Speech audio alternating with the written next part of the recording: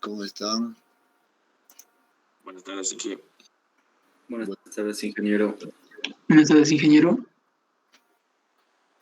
Buenas tardes, ingeniero.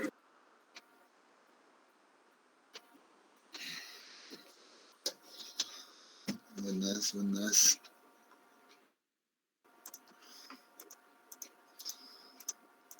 Bien, voy a ¿dónde estamos? Vamos a abrir nuestro archivo.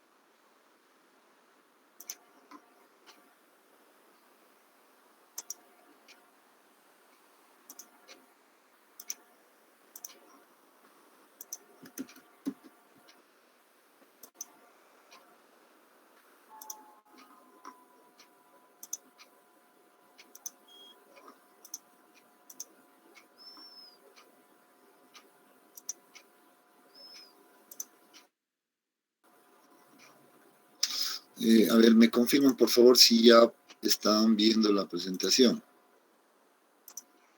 Sí, se ve que. Muy bien, muchas gracias. Entonces vamos a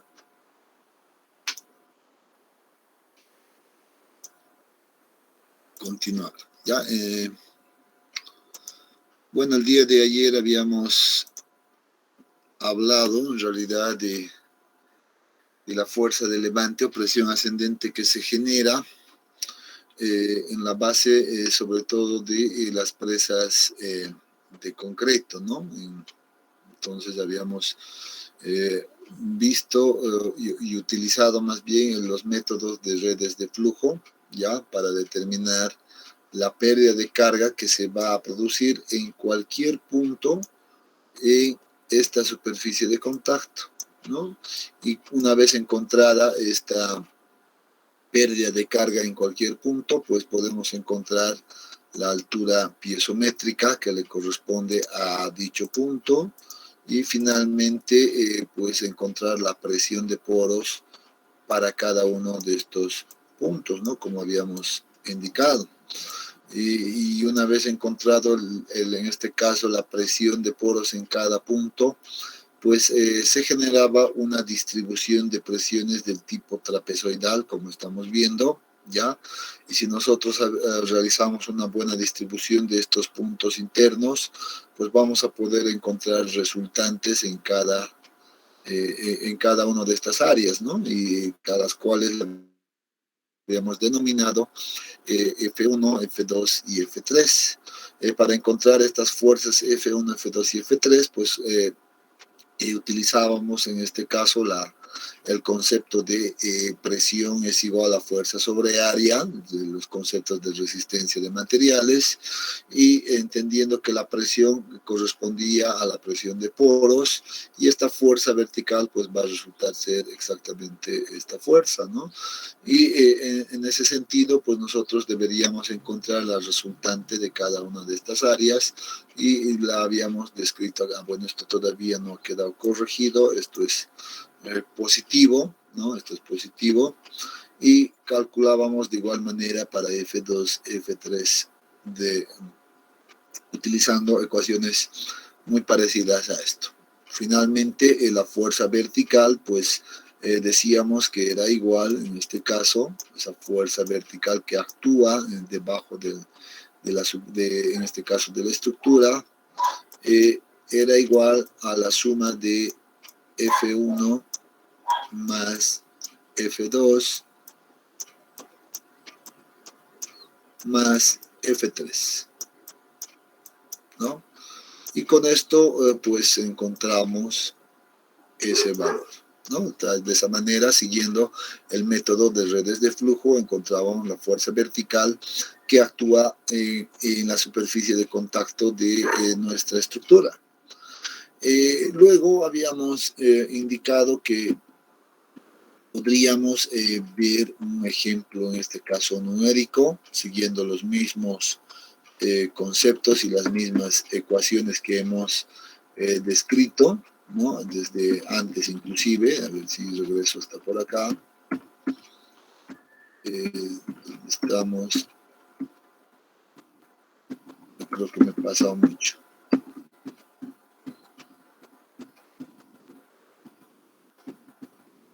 Bueno,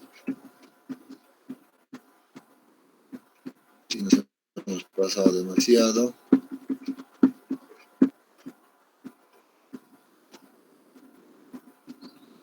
Bueno,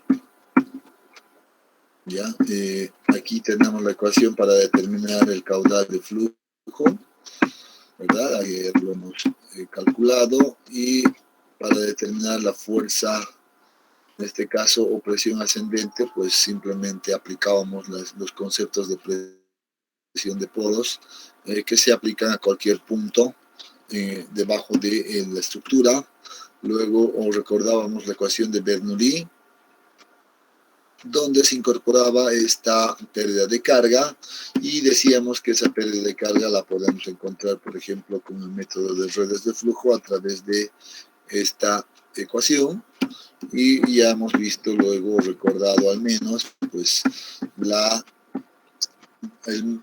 manera de cómo encontrar la fuerza vertical, ¿no? Entonces, todo lo que hemos dicho ahora lo pasemos pues en términos numéricos, ¿ya? Para lo cual nos vamos a dar unas medidas, ya nos vamos a plantear unas medidas, debemos darnos unas medidas acá. Luego, bueno, también, bueno, esto no parece tan recto, pero entendemos que es una línea recta. Luego debemos también indicar, a ver, por ejemplo, supongamos que esto va a corresponder a 20 metros, ya va a ser algo profundo.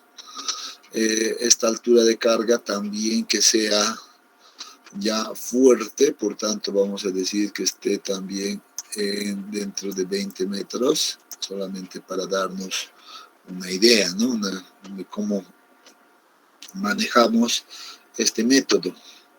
Vamos a suponer que esta distancia, ya esta distancia de la superficie de contacto hasta el nivel, en este caso,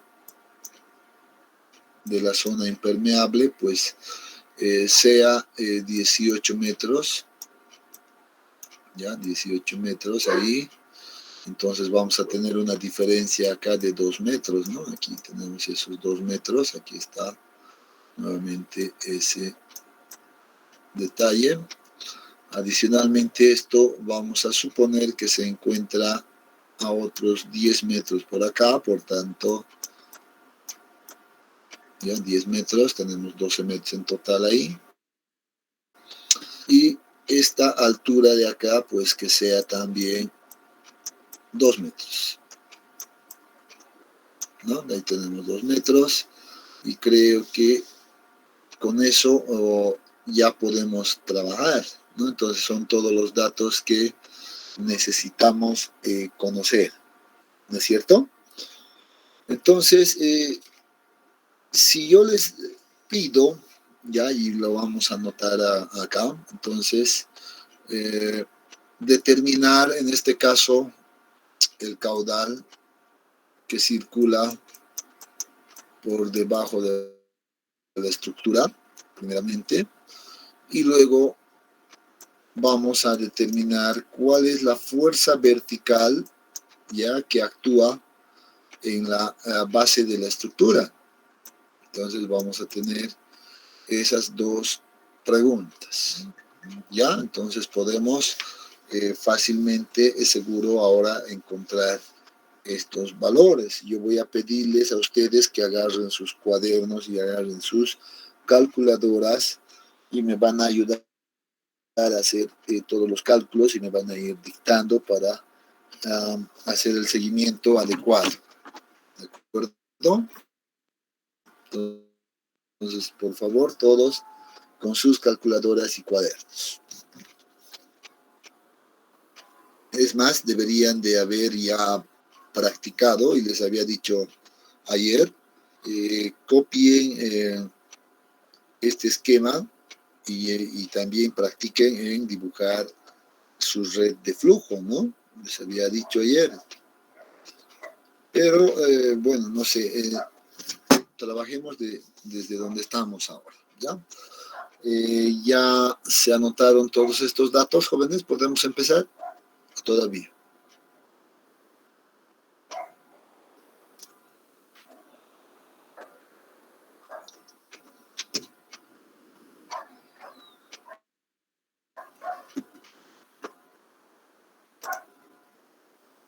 ¿Podemos empezar o no, jóvenes?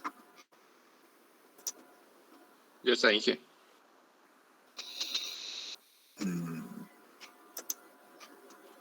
Ya, un minuto más entonces para que todos copien los datos, ¿ya?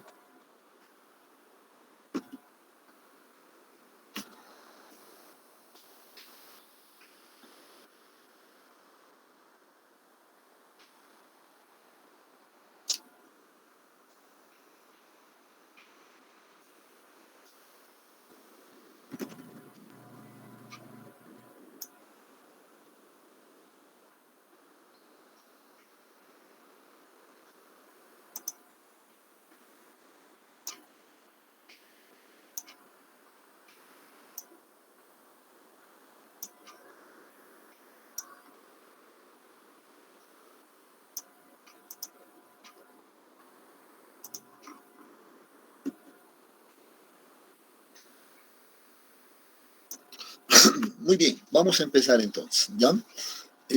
Bueno, lo primero que uno debe hacer es dibujar la red de flujo.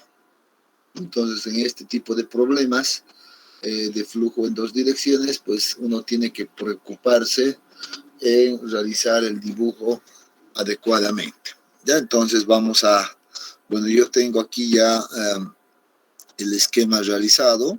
Ya estoy dibujando nuevamente las líneas de flujo como hemos recomendado el día de ayer, ¿no? Ahí agarro y voy dibujando las líneas de flujo de esa manera. La idea, como les había dicho, es de formar en realidad entre 4 y 6 canales de flujo inicialmente. Aquí, ¿cuántos tenemos? 1, 2, 3, 4, 5 canales de flujo, más o menos, ¿no? Entonces, vamos a seguir con ese principio. Una vez que hemos dibujado estas líneas de flujo, ya además teniendo el cuidado siempre de que inicie en una zona permeable y también termine en la otra zona permeable, sin atravesar, en este caso, sin atravesar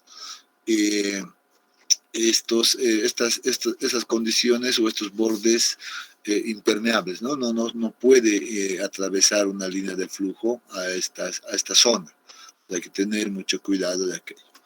Una vez que hemos realizado eso, seguramente podemos dibujar ya las líneas equipotenciales. En este caso vamos a cumplir con el criterio que también hemos indicado. Vamos a tratar de formar espacios lo más cuadrados posibles, ¿verdad? Entonces ahí tenemos una red de flujo que seguramente va a tomar esa forma, ¿no? Entonces, de hecho, en este caso, pues esta red de flujo ha sido dibujada, pues, bueno, a mano, bueno, ni siquiera con un bolígrafo digital, sino simplemente con el mouse de la computadora, y es por eso que ahí aparece una especie, bueno, unas líneas no tan precisas, ¿no? Pero seguro que si lo trabajamos en una superficie más más fija, podemos tener una mejor apreciación de las áreas, ¿ya? Pero la idea creo que es entender que debemos nosotros armar una red de flujo que trate de cumplir con las condiciones y los criterios que hemos anotado anteriormente, ¿ya? Entonces, nos hemos acercado seguramente bastante, ¿ya? Entonces, ustedes también en sus cuadernos ahora, ya dibujen esta red de flujo. Podrían tal vez simplemente para tener un control uniforme, podrían dibujar también 4 líneas de flujos intermedias y el mismo número de líneas equipotenciales para tener una idea y un control adecuado, ¿ya? Entonces podrían llegar a esa configuración. Entonces, probablemente este sea el paso donde nos tome más tiempo, ¿no? El paso donde me tome más tiempo el dibujar mi red de flujo, porque si no tengo mucha práctica, seguro que no voy a poder configurar pues adecuadamente a la red de flujo. Ya voy a tener una distorsión total, no voy a cumplir con los criterios mínimos y no puedo trabajar en esas condiciones. Si tengo una red de flujo mal hecha, entonces seguro que todo ya va a estar mal, ¿no? Voy a encontrar valores que ni siquiera se acercan al valor de la solución. Entonces hay que tener mucho cuidado con esta etapa. Entonces, a partir de esto nosotros vamos a continuar, ¿ya? Entonces, vamos a suponer que todos ya tenemos nuestra red de flujo dibujada y lo siguiente que debemos hacer ahora, pues, es en determinar qué cosa, jóvenes. ¿Qué debemos determinar? ¿Cuál es el número, por ejemplo, de caídas equipotenciales? ¿Y cuál es el número de canales de flujo? Primer dato que obtenemos de nuestra red de flujo. Entre los canales vamos a enumerar, aquí tenemos 1, tenemos 2, tenemos 3, 4 y 5 canales de flujo. Por tanto, puedo decir acá, tengo 5 canales de flujo en la red. Caídas equipotenciales. ¿Cuántas caídas equipotenciales tenemos? 1. Me voy a colocar en otro color para no confundirnos. ¿Ya? 1, 2 caídas, 3, 4, 5, 6, 7, 8, 9, 10, 11, 12, 13, 14, 15 y 16. Entonces agarro y digo, tengo 16 caídas equipotenciales, ¿no? Eso es lo que tengo acá como resultado de la red de flujo. Una vez que he encontrado esto, seguramente yo voy a recordar más bien cuál es la ecuación que debo utilizar para encontrar el caudal. Y esa ecuación no es más que la siguiente, ¿no? La ecuación es igual a la conductividad hidráulica multiplicado por la pérdida de carga total del sistema, delta H mayúscula, multiplicado por la relación de número de canales sobre número de caídas equipotenciales. Es una ecuación bastante fácil de recordar. ¿Cuál era el valor de la conductividad hidráulica que habíamos utilizado el día de ayer en lo que vimos? A ver, ¿quién recuerda? Era 7.2, algo así. Excelente. Entonces habíamos anotado que la conductividad hidráulica es igual a 7.2, ¿no? Perdón. 7.2 por 10 a la menos 6 metros segundo, ¿no? Metros segundo. Entonces, tenemos todos los datos. ¿Qué nos falta? Tenemos ya estos valores y nos falta encontrar la pérdida de carga total que se produce en el sistema. Y sé que esa pérdida de carga total en el sistema es pues la diferencia de los niveles de agua que aparecen en el borde de entrada y en el borde de salida. Entonces, ¿cuánto tenemos en este caso como pérdida de carga?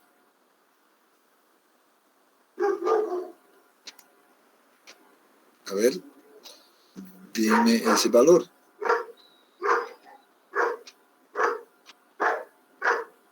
¿18, ingeniero? Correcto, 18, ¿no? Entonces debo mirar mi gráfica para definir claramente ese detalle. Entonces tengo 18 metros de pérdida de carga que se va a generar en todo este sistema y con eso tengo ya todos los datos para calcular el caudal que circula por mi red de flujo. Entonces aquí reemplazo simplemente el valor de 7.2 por 10, en este caso por 10 a la menos 6, que multiplica a la pérdida de carga que es 18, y esto multiplica la relación entre número de canales, que sería 5 dividido entre 16, y de esta manera encontramos el caudal que circula por la red de flujo. Vean que ha sido bastante simple el calcular este valor. ¿Cuánto tenemos, por favor?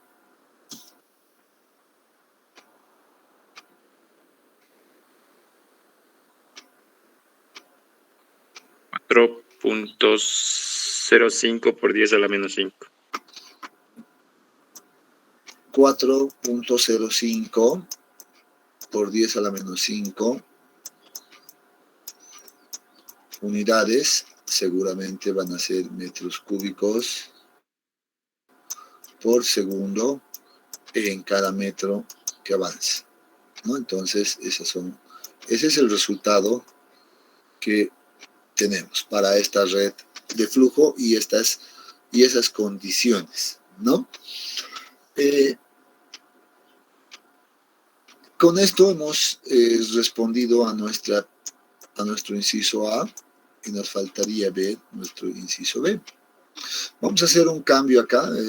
No vamos a dividirlo solo en dos puntos, sino lo vamos a renombrar un poquito esto para que podamos entender adecuadamente. Entonces, este punto 3 que aparece acá, para nosotros va a ser el punto A, ¿ya? Vamos a llevarle a la forma que hemos visto.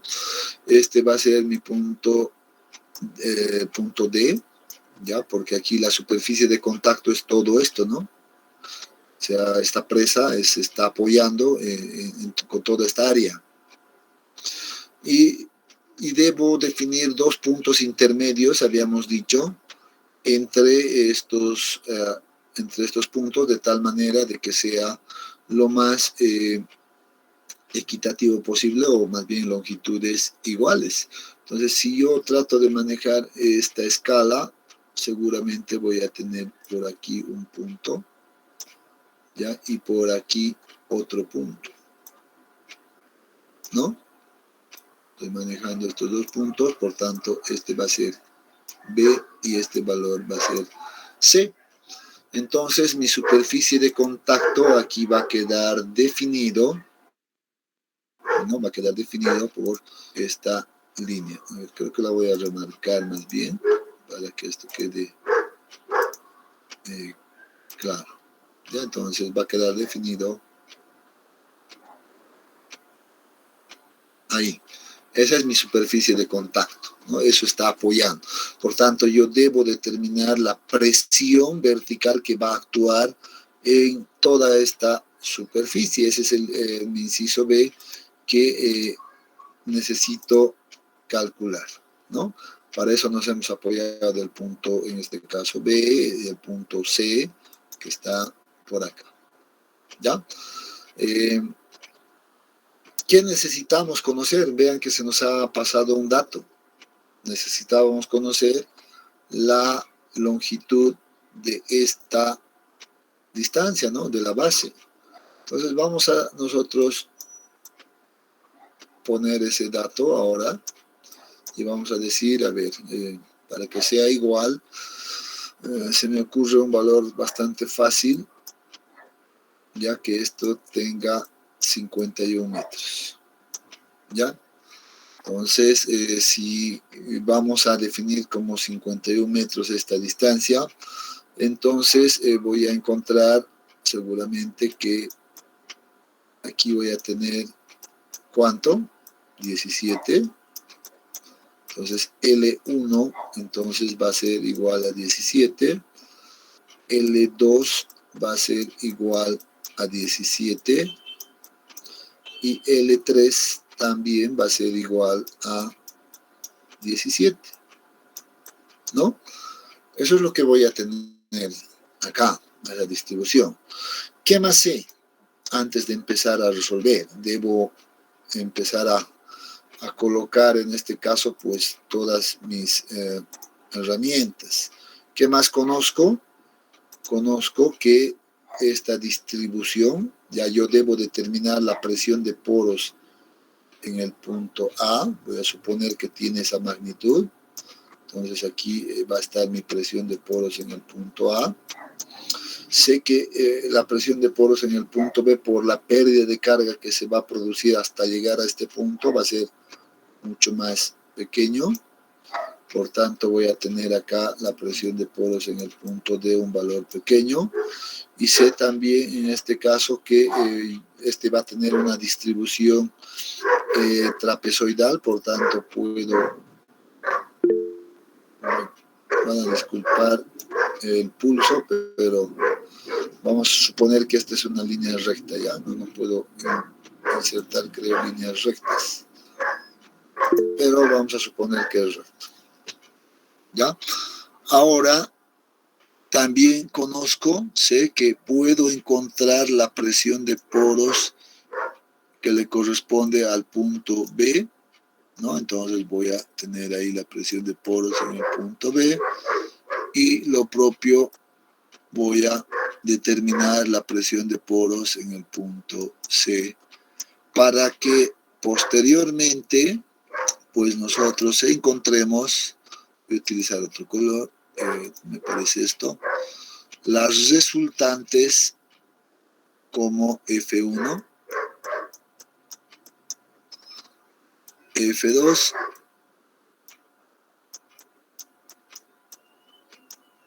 y F3, ¿no? Entonces, ahí tengo que apuntar. Por tanto, también sé que la fuerza vertical en este caso va a ser igual a la suma de F1 más F2 más F3. Muy bien, y con eso estaría respondiendo pues el inciso B. Entonces, aquí me doy cuenta de que necesito encontrar las presiones de poros en el punto A, B, C y D. Si encuentro la presión de poros en esos puntos, pues voy a tener el problema resuelto. Entonces, ¿cómo determinamos en este caso pues la presión de poros? Bueno, y nuevamente solo para recordar vamos a decir, bueno, la presión de poros en cualquier punto es igual al peso unitario del agua multiplicado por la altura piezométrica de dicho punto, ¿no? Entonces, ¿cómo encuentro la altura piezométrica? Nuevamente estoy recordando esto, ya hemos visto, pero la vamos a recordar. Sé que la altura piezométrica para cualquier punto va a ser igual a la altura de carga total que corresponda al borde de entrada, ya estoy aclarando, ya menos la altura potencial del punto, menos la pérdida de carga ¿no? La pérdida de carga delta sub H que le corresponde a dicho punto. Entonces he aplicado el Bernoulli y encuentro estas ecuaciones. Debo entender que este H corresponde al borde de entrada, entonces esta altura de H pues va a ser todo esto.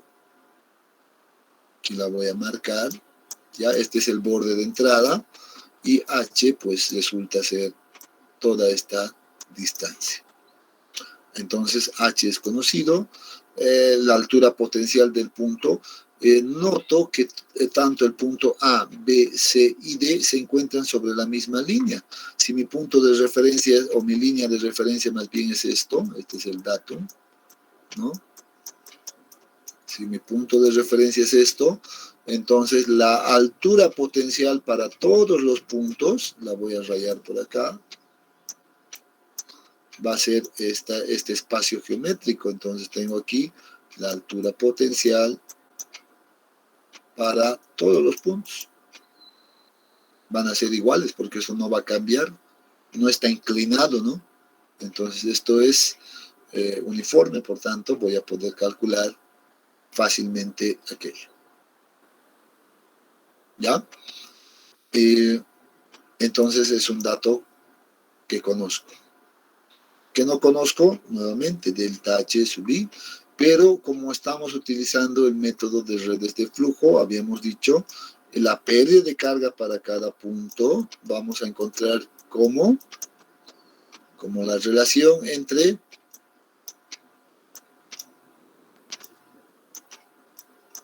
la pérdida de carga total dividido entre número de caídas equipotenciales que multiplica a la posición del punto, ¿no es cierto? ¿Sí o no? ¿Estamos en lo correcto, jóvenes? Delta H la conozco, sí. Conozco el número de caídas equipotenciales, sí. Conozco la posición de cada punto, no, pero puedo conocer. Esta es la interrogante. Y eso es lo que vamos a hacer. Entonces vamos a aplicar estas tres ecuaciones en conjunto. ¿Ya? Entonces vamos a agarrar, me voy a pasar al siguiente slide, solo para completar este ejemplo. ¿Ya? Y voy a determinar inicialmente para la presión de poros en el punto A. ¿Ya?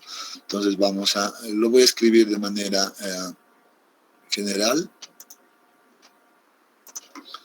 ¿Ya? Entonces acá la presión de poros en el punto A debe ser igual a, ¿qué hemos dicho?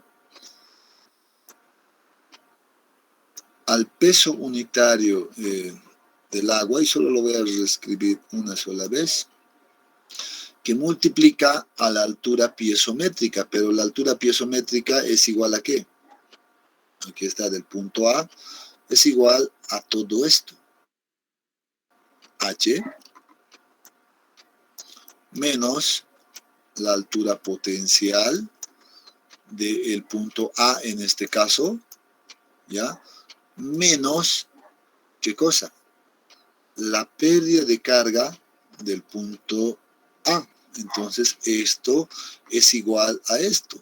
Entonces vamos a reemplazar entonces delta H, todo eso vamos a reemplazar como delta H es un valor constante, dividido entre número de caídas equipotenciales, que es un valor constante, multiplicado por, ¿qué cosa? La posición del punto A con relación a las líneas equipotenciales. Ah, muy bien. Entonces, aquí es donde ahora debo encontrar cuál es la posición, por ejemplo, de N sub D que le corresponde al punto A. Entonces voy a ver acá fácilmente, el punto A se encuentra aquí, exactamente, ¿no? Estamos ahí. ¿Entre qué líneas equipotenciales se encuentra? Esto generalmente se cuenta así, esta es la línea U0, esta es la 1, esta es la 2, esta es la 3, esta es la 4, esta es la 5, ¿no?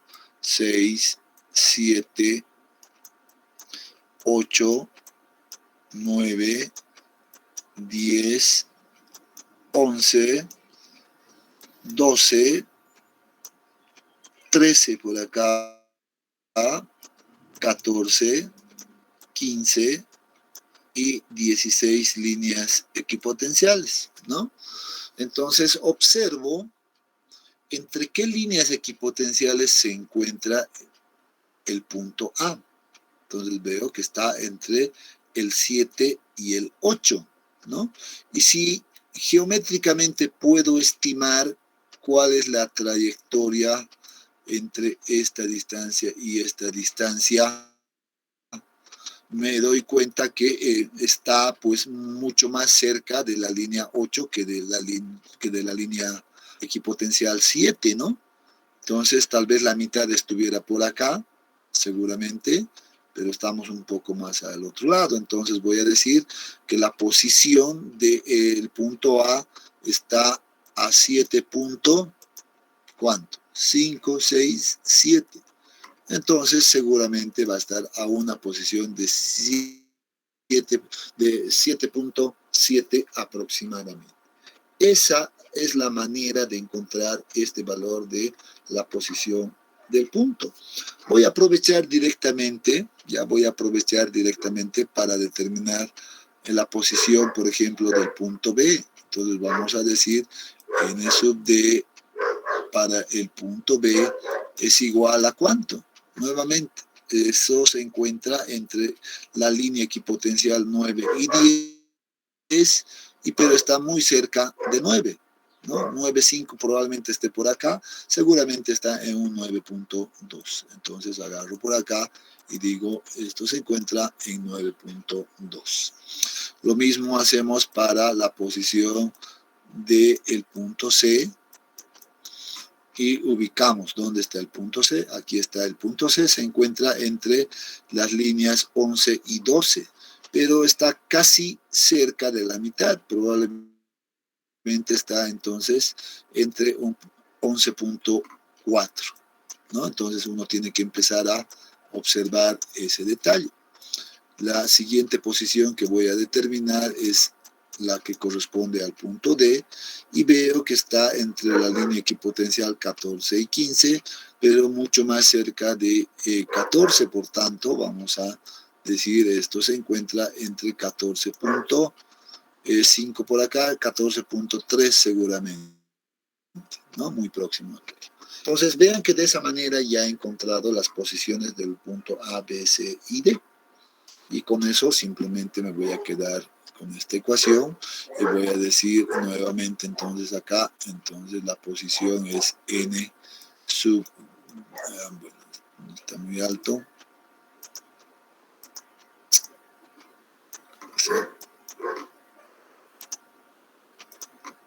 ya n sub d, que es del punto A.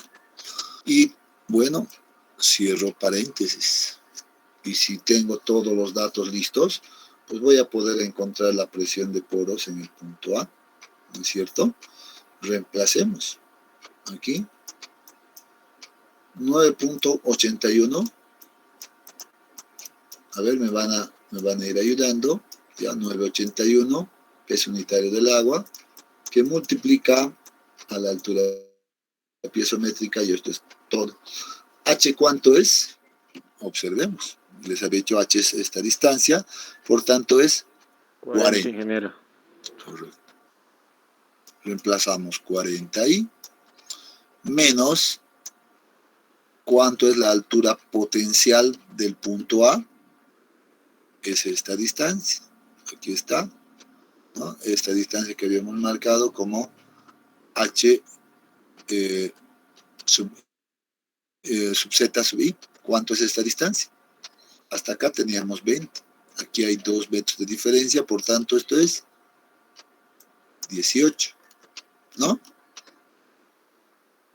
menos 18.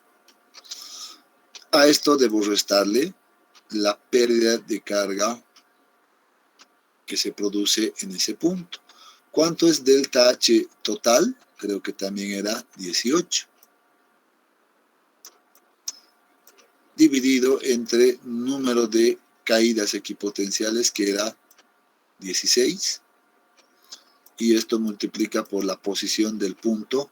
Y la posición del punto era 7.7 para el punto A. Entonces, ahí tenemos 7.7. Entonces, la presión de poros en el punto A nos va a dar ¿cuánto?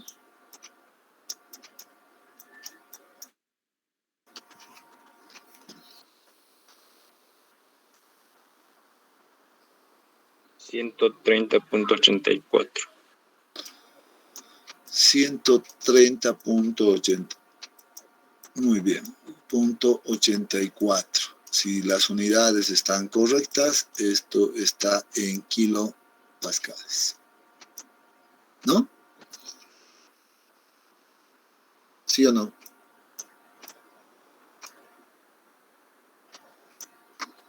Muy bien. Ya hemos encontrado la presión de poros en el punto A. Vamos a encontrar igual la presión de poros en el punto B.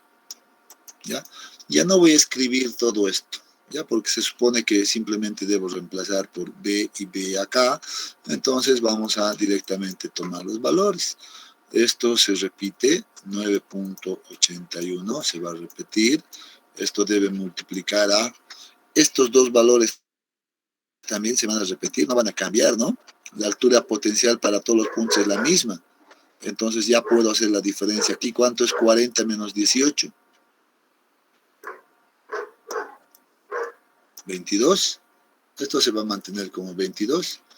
Menos, ahora sí, esto también se va a mantener constante. Es 18 dividido entre 16. Y simplemente lo que va a cambiar va a ser la posición.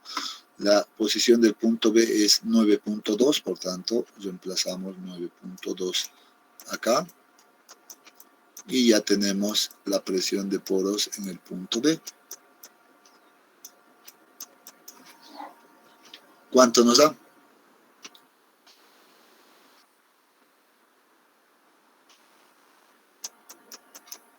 $114.28. 114.28. Sí.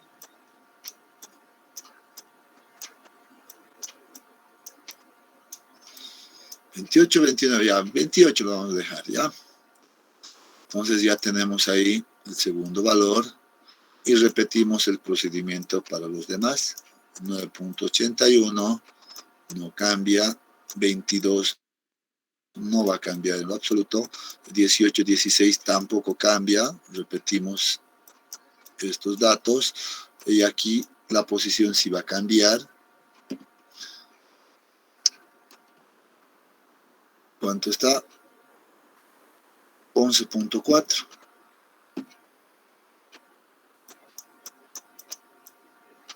11.4, cerramos y tenemos el valor de la presión de poros en el punto C. Lo mismo hacemos para el punto D. No veas, la ecuación se repite. Aquí estos valores también se repiten. 22 se repite. Menos 18 sobre 16 también se repite. Y la posición es 14.3.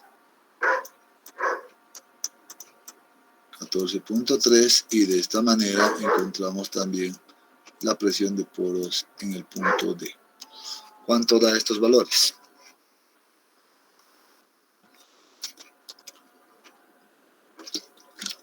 En el punto C es 90 kilopascales, ingeniero, y 58 en el punto D.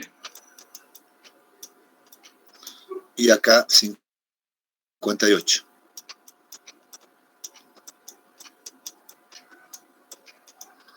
Excelente. Y con esto, pues prácticamente ya tenemos solucionado el problema. Una vez que hemos encontrado estos valores, pues simplemente debo determinar ahora las resultantes F1, F2 y F3 y el problema está resuelto. Entonces empecemos a encontrar, por ejemplo, F1. F1 va a ser igual a la presión de poros de A, que es, ya no voy a colocar la ecuación, ya voy a colocar los valores directamente, 130.84 más 114.28,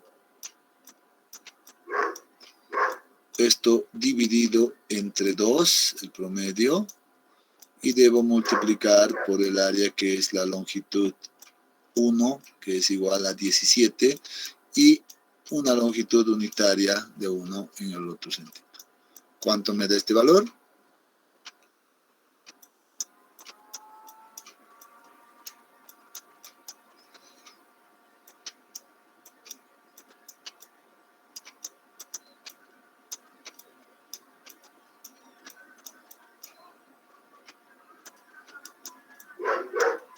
$2,095.78. 2096. 95. No. 2000, a ver, nuevamente, 2095. .78.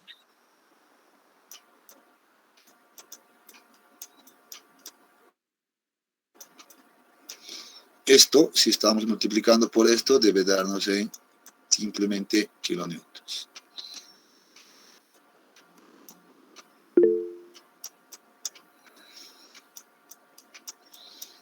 A ver,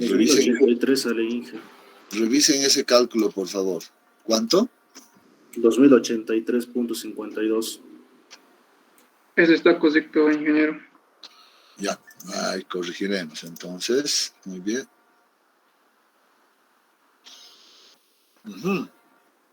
¿Van a hacer que agarre mi calculadora y verifique? No puede haber dos valores diferentes para un único valor, ¿no?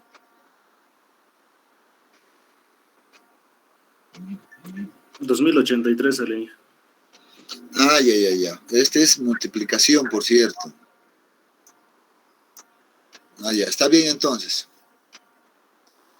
Esta es multiplicación, no es coma, no es 17.1, es 17 por 1.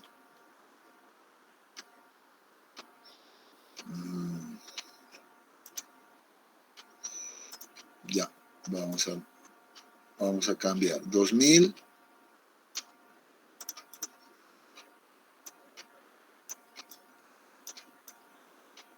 .52. Listo. Ahora aquí igual, cuidado que tomen como punto, esto es multiplicación. ¿Ya? Aquí, ¿cuánto nos da? Vayan calculando. Y finalmente la fuerza 3 va a ser igual a 90 más 58 entre 2 por 17 por 1. ¿Cuánto tenemos acá?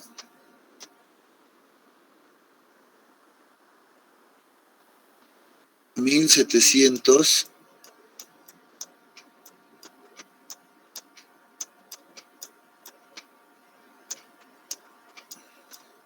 kilonewtons. Y acá 1258.0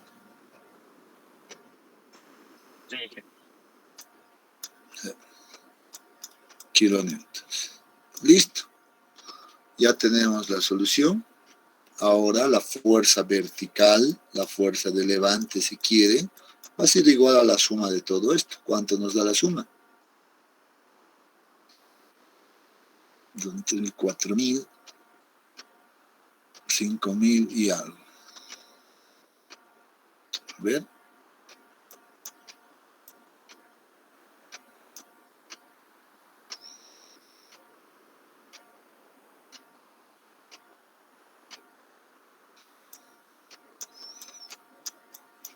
$5.077.9. kilonewtons. Listo. Y hemos resuelto el inciso B. Ya sabemos ahora cómo calcular las fuerzas verticales o la fuerza de levante también utilizando el método de redes de Foucault. ¿Alguna consulta?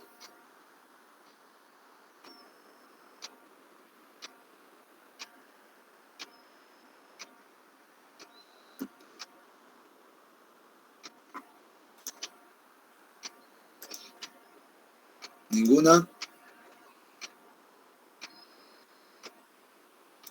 Todo claro, ingeniero. Excelente. Bien, entonces hemos utilizado el método de redes de flujo para encontrar estos valores, ¿ya? Vamos a ver un último método para cerrar el capítulo. Vean que estamos aprovechando para hacer también la parte de cálculos numéricos, ¿no? Ahora vamos a ver un segundo método. Bueno, creo que así aquí está. Pero para eso voy a tener que borrar esto. Lo voy a borrar. Espero que ya hayan anotado todos. Y la voy a borrar este detalle.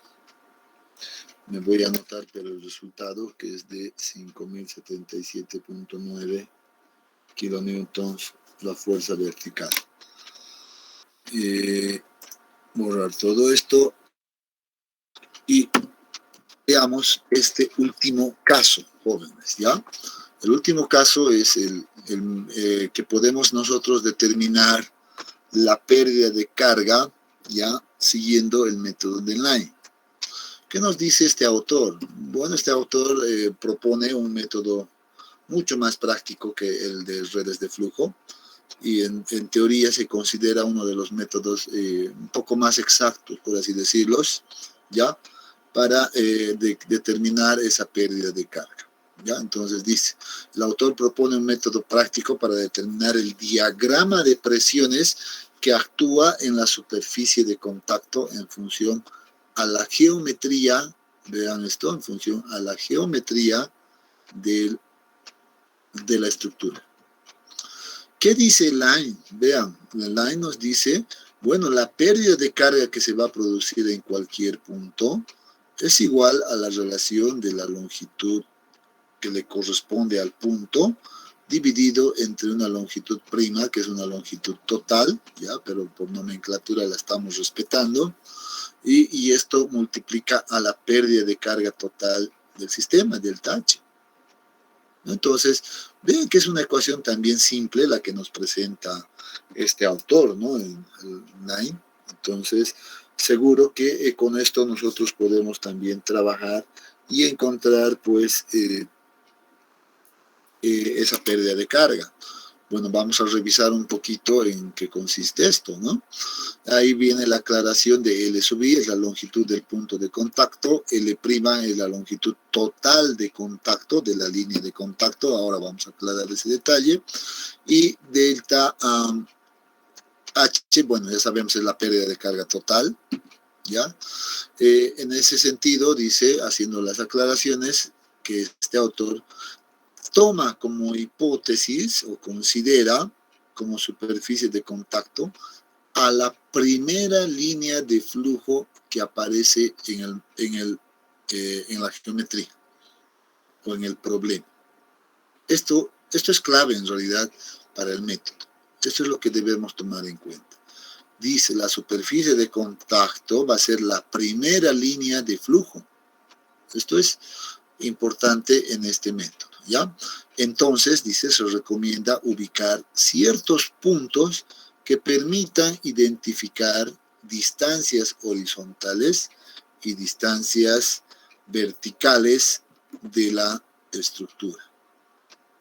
Ya, entonces, ese va a ser una de las primeras cosas que debemos nosotros aclarar. ¿Ya?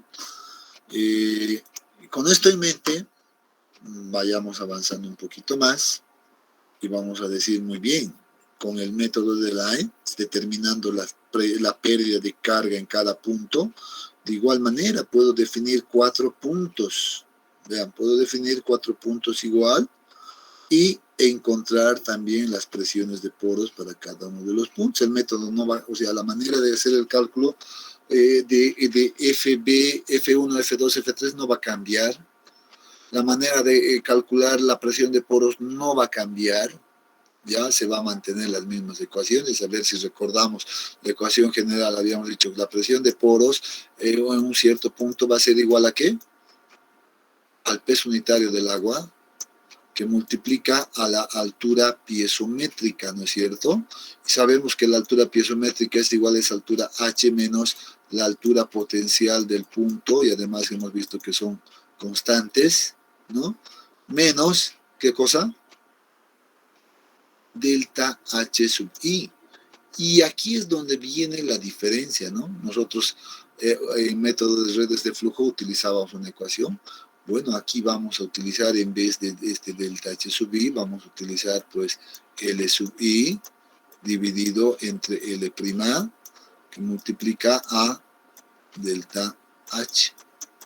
Y con esto encontramos la presión de poros en cualquiera de estos puntos. Vean que al final no he cambiado mucho, solamente estoy cambiando en mi ecuación general de presión de poros, ¿no? Estoy cambiando esta ecuación, estoy introduciendo esta ecuación por la que anteriormente teníamos. Y después el cálculo es exactamente lo mismo, ¿no? Entonces, ¿qué debo saber entonces acá? ¿Cómo calculamos L sub I y cómo se calcula L'? Porque delta H en realidad ya es un valor que conocemos también, o sea, no hay mayor inconveniente, ¿no es cierto? ¿Sí o no?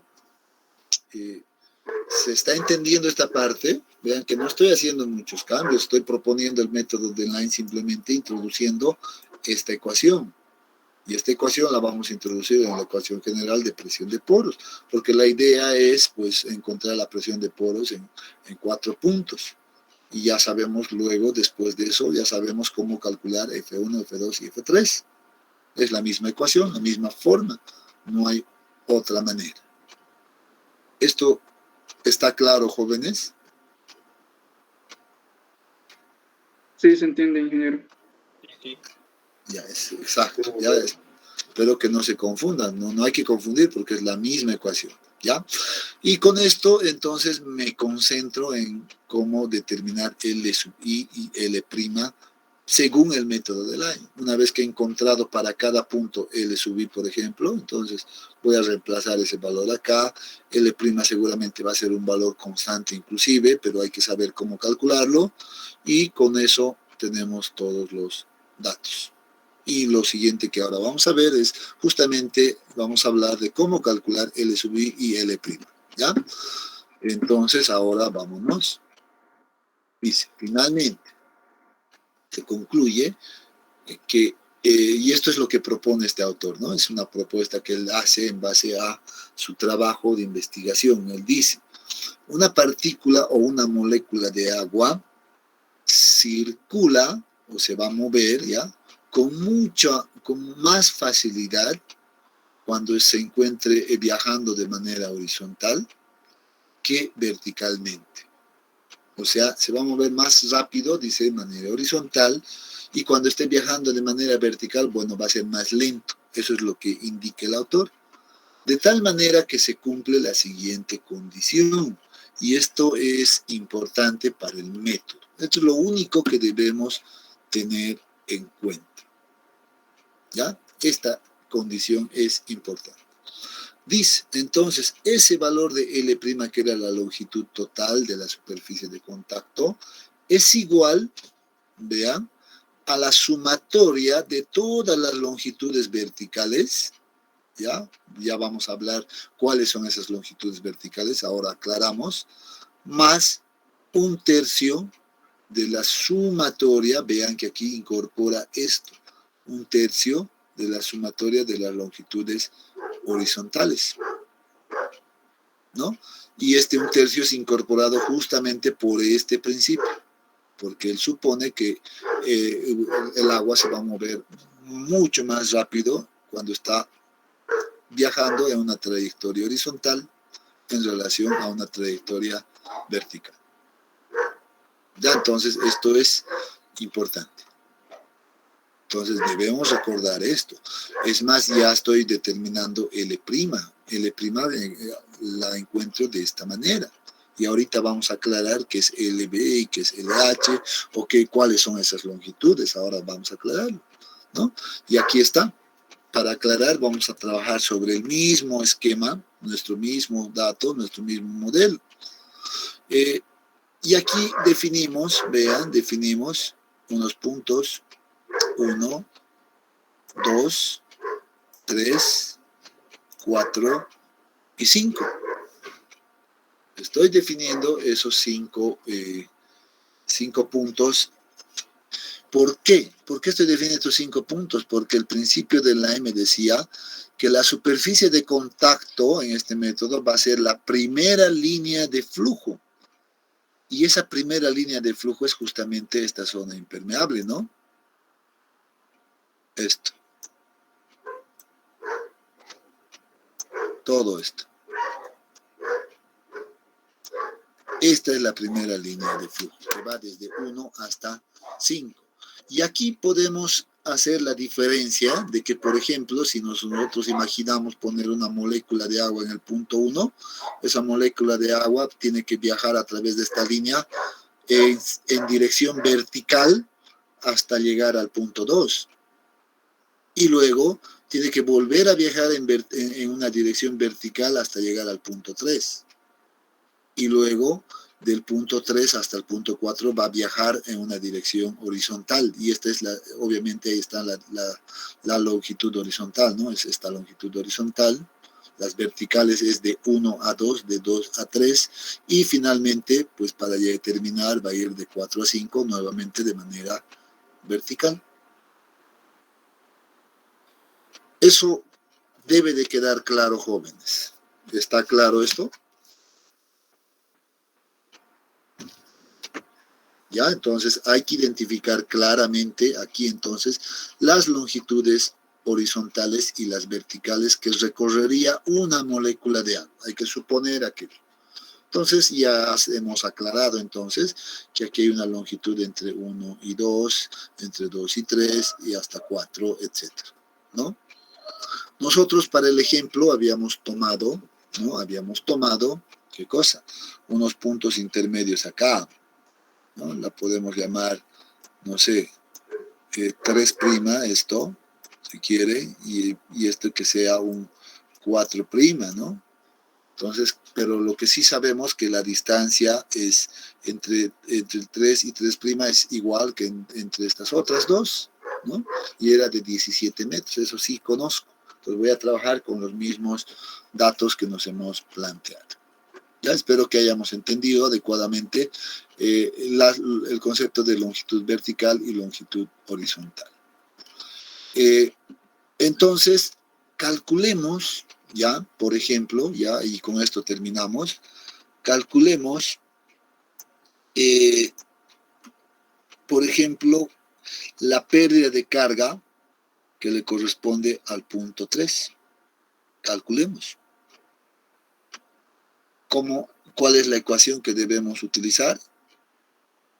Pérdida de carga para el punto 3, vamos a decir, es igual a ¿qué? A L sub I, ¿no?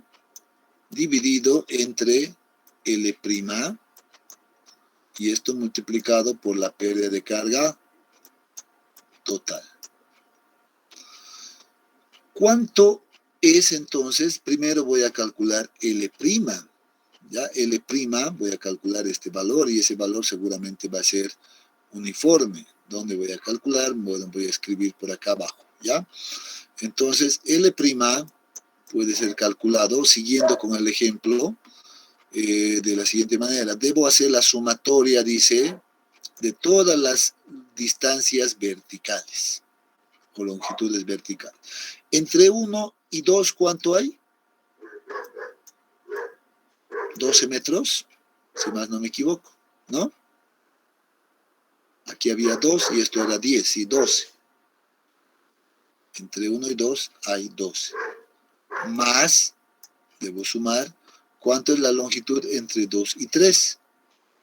Pues esa longitud es 10. ¿Qué longitud vertical más tenemos en esta línea de flujo? Entre 4 y 5. ¿Cuánto es esa longitud?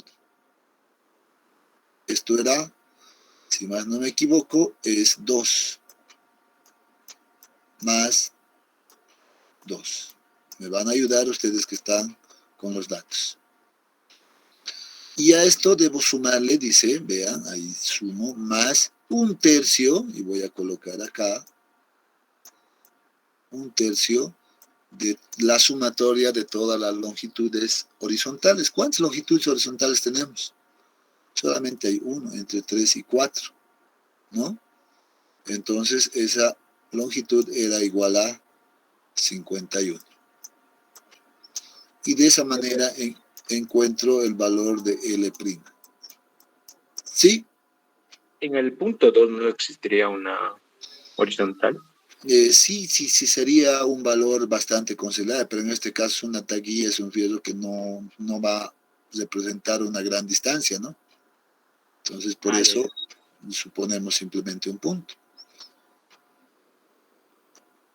¿no? ¿Cuánto sería entonces ahora acá? 51 entre 3 son 17, 17 más 24. 41 metros. Listo.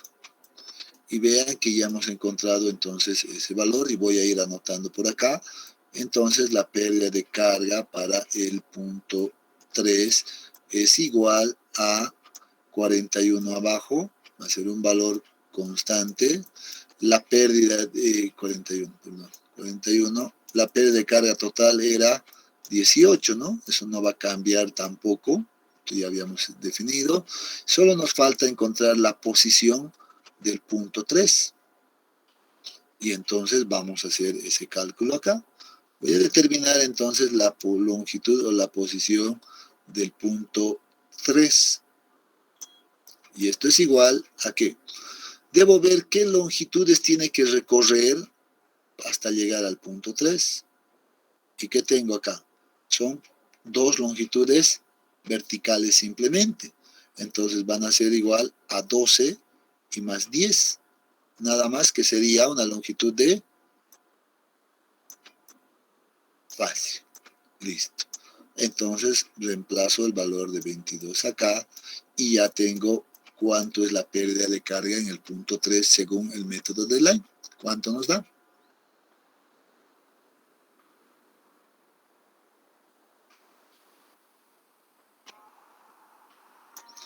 $9.66 metros.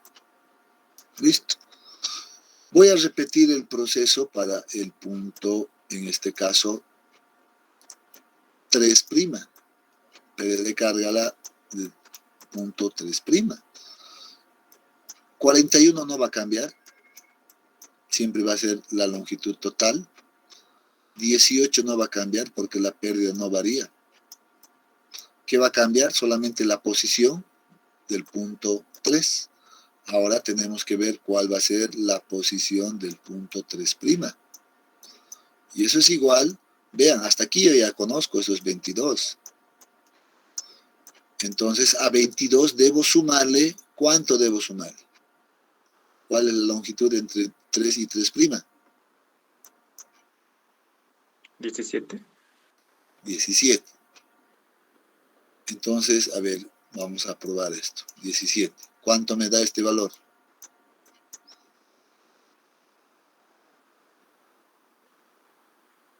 $39, ingeniero. 39. ¿Creen que está correcto 39? ¿Quién dice que sí y quién no? 17.12 sale ahí. Excelente, claro que sí. No nos olvidemos de esto. No nos olvidemos de esto. Aquí ya la molécula de agua está viajando en manera horizontal, por tanto, esto debe ser multiplicado por 1/3 o dividido entre 3. Y en ese caso, esto va a cambiar, no es 39. Mucho cuidado con eso. ¿Cuánto es?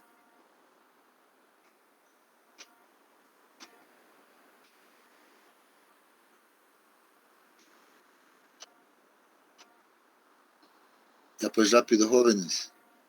27,67, ingeniero. 27.67. Reemplazo acá. 27.67.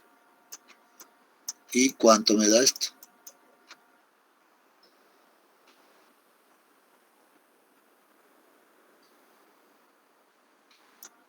$12.15, ingeniero.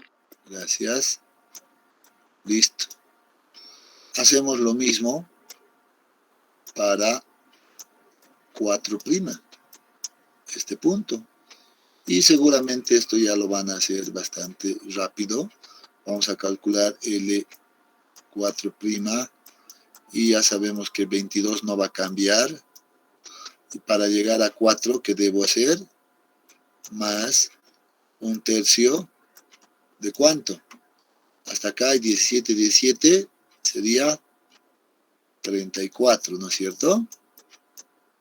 O 34 entre 3. Y esto nos da ¿cuánto? 33,33, ingeniero. Muy bien, 33.33 metros. Reemplazamos acá. ¿Y cuánto me da la pérdida? 14.63. Por 18 sobre 41. Esto no va a cambiar. 14.63. Ya, creo que han agarrado la idea. Díctenme el valor de L4 ahora. L4, ¿cuánto me da? Nuevamente 22 más 1/3 de 51, esto es 17. Y ahora sí, seguramente vamos a tener el 39 que me habían dictado anteriormente, ¿no?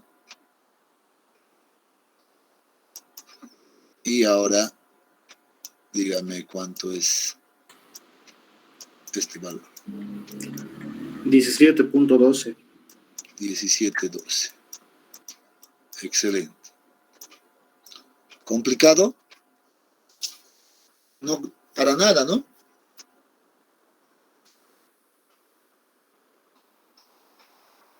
Ya tenemos las pérdidas de carga. Entonces, ¿qué vamos a hacer? Determino la presión de poros como lo he hecho anteriormente, ¿no? ¿Sí o no?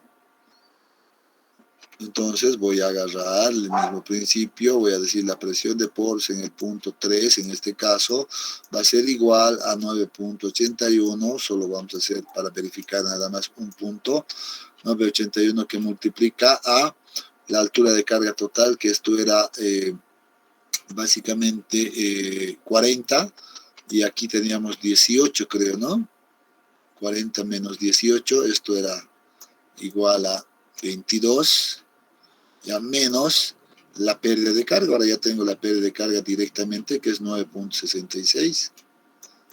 9.66. Y tengo el valor de la presión de poros en el punto 3. ¿Cuánto?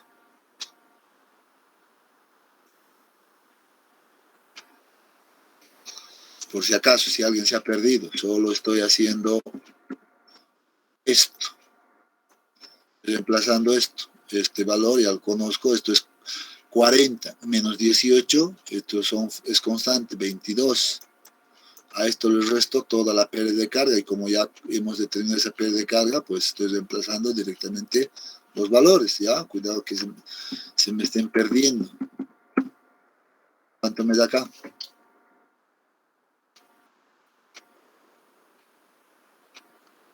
121.06.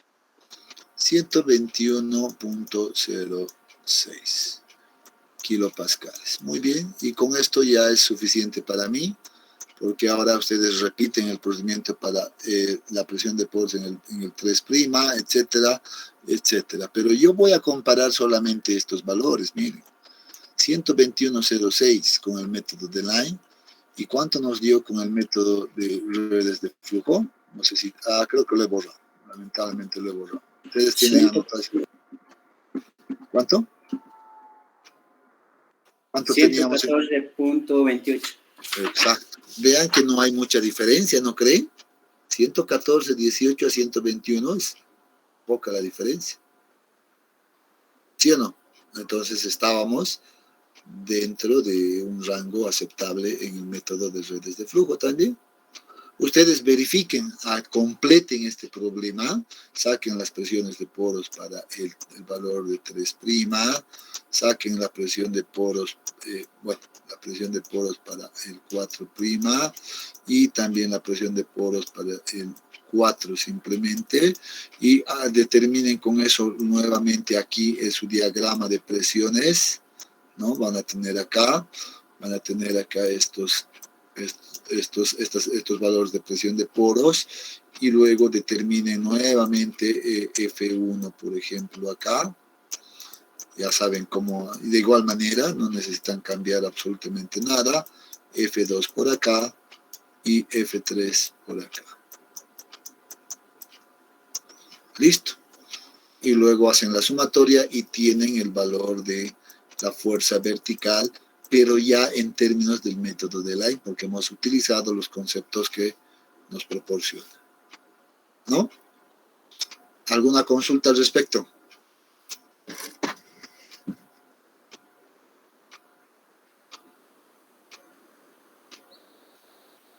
¿Alguna pregunta, jóvenes? Nada ahí.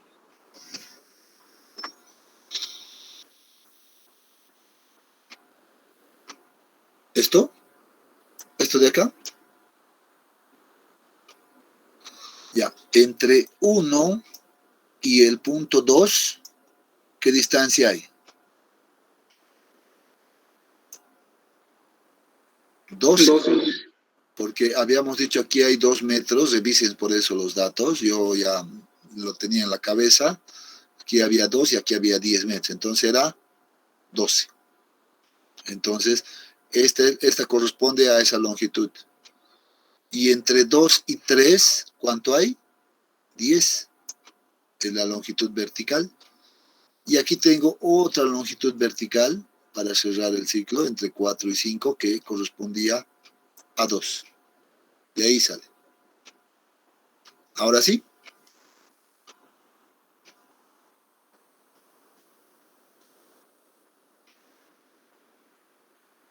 Sí, estamos trabajando con el anterior ejercicio. Es el mismo modelo. Los datos son los mismos. 40 aquí. Todos los datos son exactamente los mismos. Por eso les he dicho, compárenlos. ¿Alguna otra consulta? Buenas noches, ingeniero. Disculpe una consulta sobre el examen de mañana. ¿Va a ser presencial o virtual? Disculpe. No, va a ser virtual nomás. Ya no he podido solicitar las aulas. Entonces, este parcial lo vamos a dar virtual, pero ya el segundo parcial se van a preparar ya todos ustedes para dar el presencial. Lo vamos a hacer con más tiempo, la solicitud de aulas, ¿ya? Pero mañana virtual nomás. Está bien, ingeniero, gracias. Sí. Bien, jóvenes, entonces con esto hemos concluido este capítulo, hemos tocado también este tema. Hasta aquí vamos a quedar en el capítulo de flujo de agua, y el examen también es hasta este punto. ¿Ya? Entonces, estamos listos entonces para el examen y nos vemos el día de mañana temprano. Ojo, y recomiendo a todos. La sala va a estar abierto desde las 6:30. 6:30 voy a empezar, o voy a mandar ya el enlace. Vamos a empezar el examen y les estoy avisando, exactamente a las 6:45, exactamente. De las 6:45 voy a tomar una tolerancia simplemente de 5 minutos adicionales, ¿ya? Para que puedan ingresar a la sala. Eso significa hasta las 6:50 pueden ingresar a la sala a dar el examen. Después de ese tiempo no se va a aceptar absolutamente a nadie más. ¿Ya? Entonces, consideren aquello. Bien, jóvenes, entonces quedamos acá y nos vemos ya. Disculpe, ingeniero, buenas noches. Ya, buenas noches. ¿Podría ver la opción de postergar el examen para el siguiente miércoles, si es posible, por favor? No, creo que no. Para el siguiente miércoles, para mí es un tanto complicado, ¿ya? De hecho, algo que siempre quiero hacer es respetar los cronogramas que nos planteamos al inicio del semestre, ¿no? Entonces, si no respetamos aquello, vamos a empezar a variar en todo el contenido y creo que no es conveniente, ¿no? Entonces, por eso que se da, digamos, el cronograma casi al inicio del examen. Sí, ingeniero, pero bajo una condición, mañana podríamos completar el avance que tendríamos que hacer el miércoles y el miércoles dar nomás en la hora de clases el examen. Por favor, ingeniero. Ya. Y así repasar un poco más también, ¿no? Esto es lo que es el último tema y lo que avanzamos hoy. Ya. Sí, hay algunos que dicen sí, muy poco tiempo. Yo también apelo a su conciencia, por favor. Ya, a ver. Déjenme pensar un poco. Ya, estén atentos al Classroom y voy a organizarme un poquito en los siguientes una hora, entre 1 hora y 2 horas máximo. Voy a poner el comunicado para ver si mañana damos el examen o para el día viernes. ¿Ya? Está bien, ingeniero. Muchas gracias por la consideración. Buenas noches. Ya. Entonces quedamos así y ya nos vemos mañana de todas maneras. ¿Ya? Buenas noches a todos. Buenas noches, Cintia, gracias. Buenas noches, Inge. Hasta luego. Buenas noches, Inge. Buenas noches, Inge. Luego, Inge.